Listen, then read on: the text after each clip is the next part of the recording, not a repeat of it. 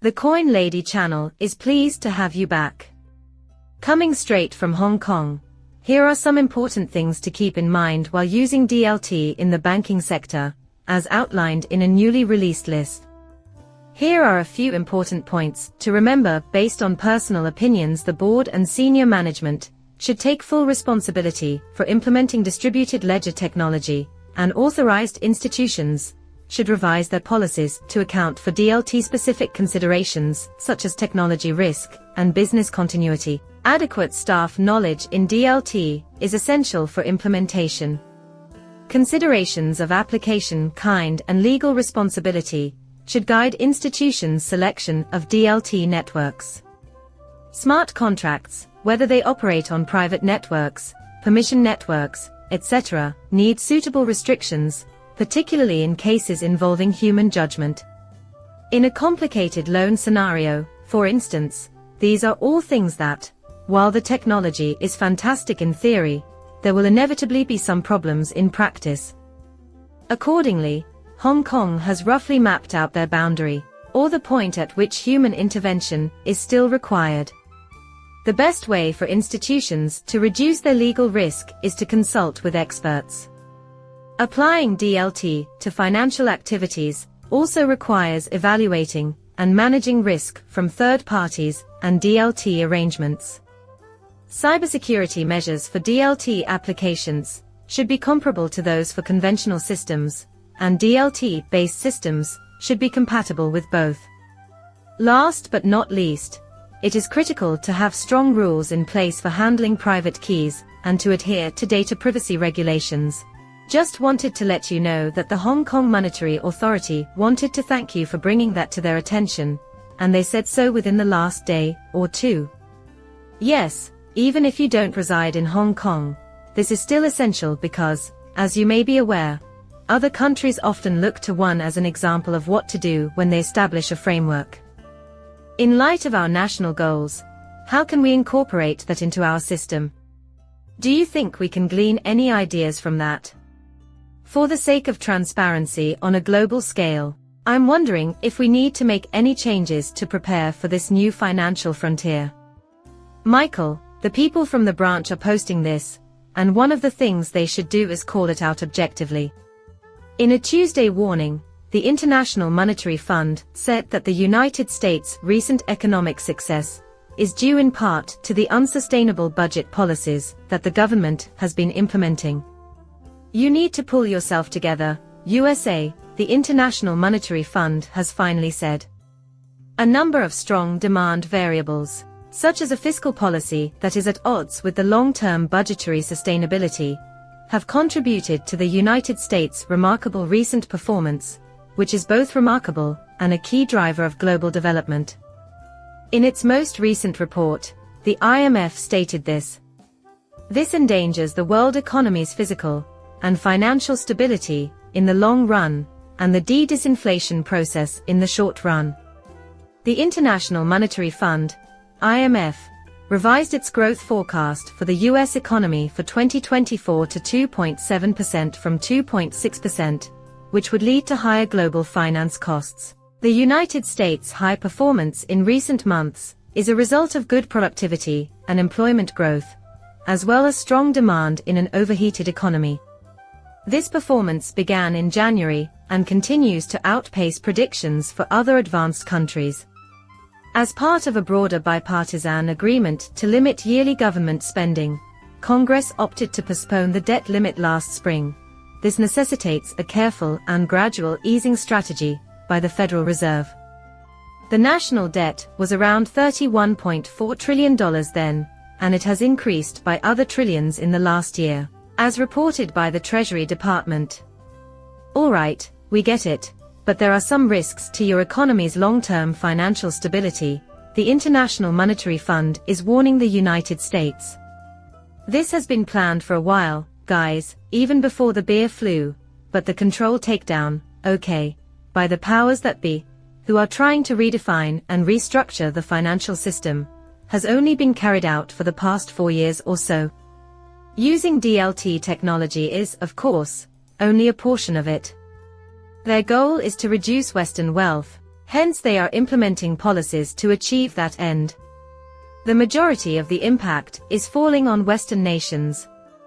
We must be vigilant in our efforts to protect our wealth and ensure the security of our cryptocurrency.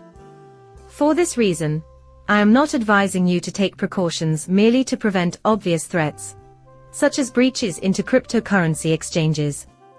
But it's also important to have a strategy for the future, so we can protect our riches and make sure no one can take it away from us.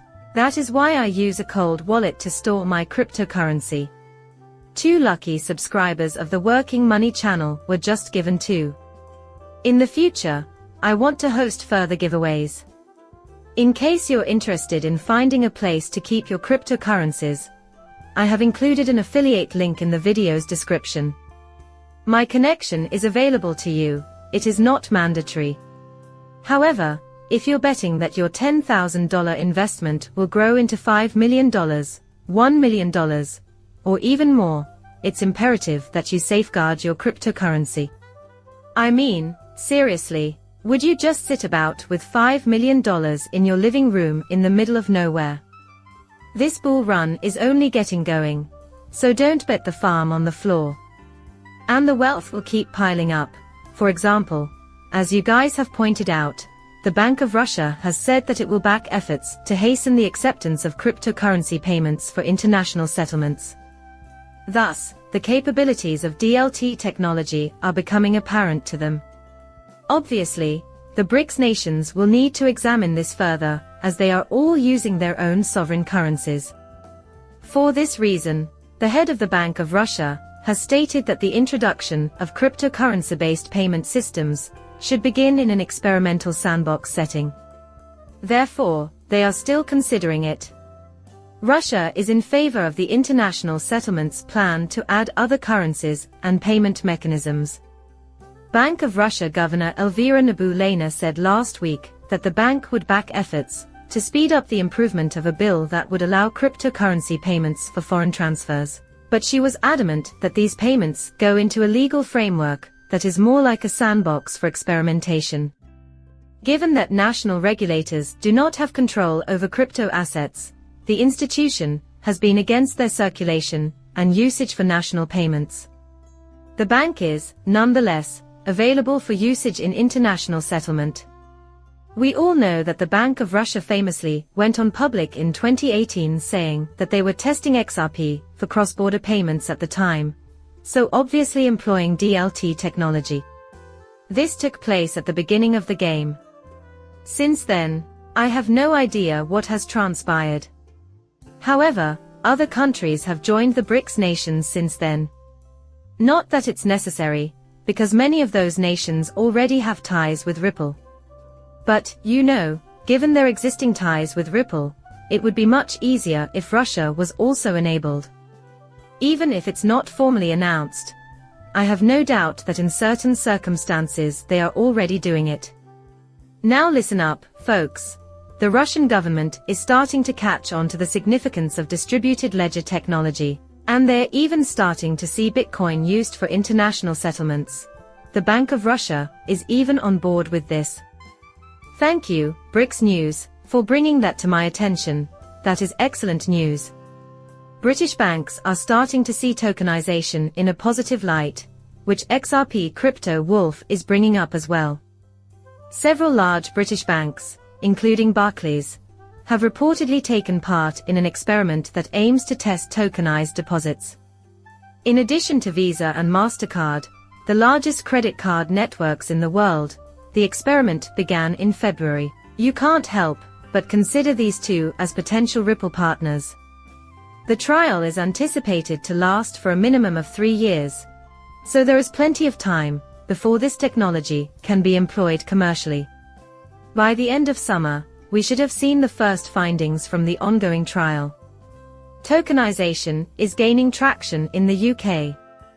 Last month, a paper was published by the government-backed technology group, which urged local enterprises to explore innovative technology that may improve banking sector efficiency.